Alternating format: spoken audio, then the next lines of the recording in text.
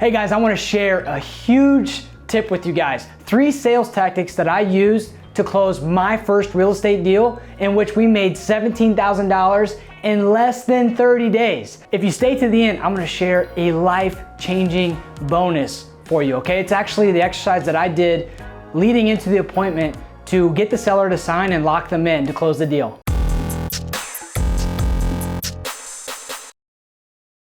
If you don't know me, my name is Josh, and I've closed hundreds of real estate deals, and I've also coached dozens of real estate teams around the country to perform at a very high level. And one thing I've gotten really good at is mastering the language used when working with a prospective seller. If you're just starting out, you probably launched some marketing and you have some lead flow coming in. So now you've created opportunity. If you're anything like I was at this point in time, I struggled with having conversations with sellers. I struggled with having a sales conversation and getting them to a point where they decided they wanted to work with me. I'd spend a lot of time going out to properties, spending time sitting on the couch with sellers and trying to get them to work with me, and it just wasn't working. Ultimately, it got to the point where, you know, my wife sat me down and she said, hey, listen, we can't continue to spend our time, spend our money failing the way that we are. And so I realized I had to make a change. I had to change something. And the one thing I was struggling with was talking to sellers. I actually decided at that point in time that I was gonna look into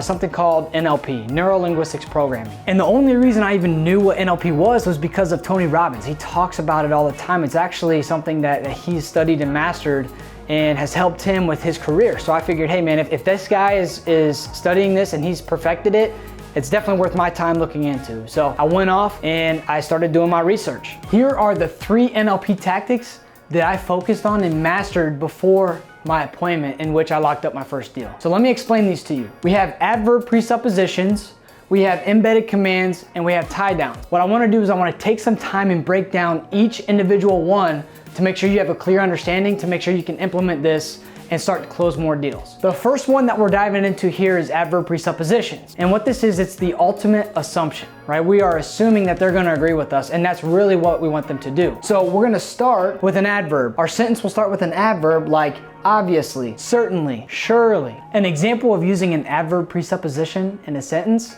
goes just like this. Obviously, we all wanna close deals in real estate and make a ton of money. It sounds just like that. It is that simple. Then we're gonna go into an embedded command. So an embedded command is where we are literally telling someone that they're gonna feel a certain way or do a certain thing. And we're speaking to the subconscious mind. Embedded commands will start with you will. I would say you will feel good, or you will be relieved, or you will be comfortable, things like that. This is very important that you get this right. You have to pause and really emphasize the embedded command that you want someone to feel. So think of this, we want to command the seller's subconscious brain to feel a certain way. So we're gonna say, you will feel good, you will be comfortable, you will feel relieved. So using this in an example, hey, you know, Mr. Seller, obviously you will feel good when you're able to move on your timeline. And the last one is tie downs. And really what a tie down is it's a statement. So when I explain this, you might think that it's a question, but it's really a statement. And our deflection is downward as if it is a statement. We're gonna use something like right at the end of our sentence. We're gonna use something like sound good at the end of our sentence. We're gonna use something like sound fair at the end of our sentence. And I want to explain the difference. If I say sound good with a high inflection, then it sounds like a question. Whereas if I say sound good, that's a demand, it's a statement, and that's the key to using this the right way. All right, so what I wanna do now is I wanna take some time and really dive deep into each one of these. This is the bonus that I was talking about at the beginning of the video. I cannot stress enough how important it is that you take the time to practice these and perfect them. Put yourselves in the situation before you're actually on the phone or sitting down meeting with the seller during an appointment. Because your preparation will determine whether you succeed at using these tactics or you fall flat on your face. So right here, I actually have some examples for you, and I really want to emphasize each individual piece, the adverb presuppositions, the embedded commands, and the tie downs. So you should see this on your screen, these examples. You can see the first word in every sentence I have in bold, and it's italicized. So when we read through this, you're also gonna see, for example, right here it says, obviously you will feel good knowing you can move on your timeline, right?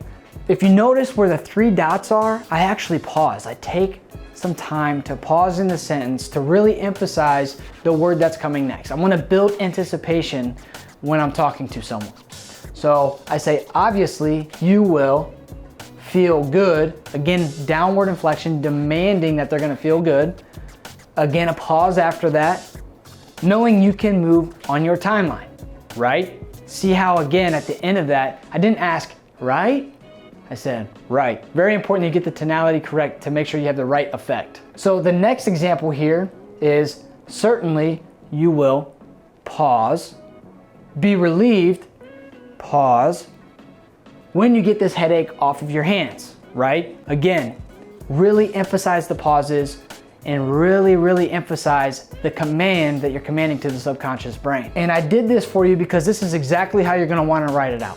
I highly recommend that you sit down and write 5 sentences before any phone call or before any appointment to make sure that you're able to practice the verbiage and speak it out loud. Get used to the pausing, get used to the tonality.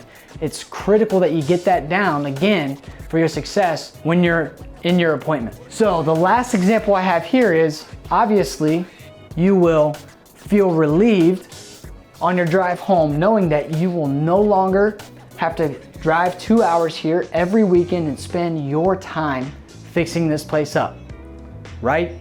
That is the exact sentence that I used to lock up my very first real estate deal. And then what I was able to do by using this exact sentence was I was able to get the seller who was asking $50,000 to agree to $25,000. We bought it, we made $17,000 in less than 30 days. And you can do the same. Again, I cannot emphasize enough. Write these down. Write the dots to emphasize the pause. Underline the embedded commands. Practice your tonality. Practice. And I'm telling you, it just took 2 weeks of practicing this for me to get good enough to close my first real estate deal. Hey, if you saw value in this, please let us know. Like the video, comment below. Subscribe to our channel if you want more content. Follow us on social media. If you're interested at all and wanting to better your real estate business, check out any programs that we have. The link is in the description below, okay? Looking forward to seeing you guys next time. Have a great week.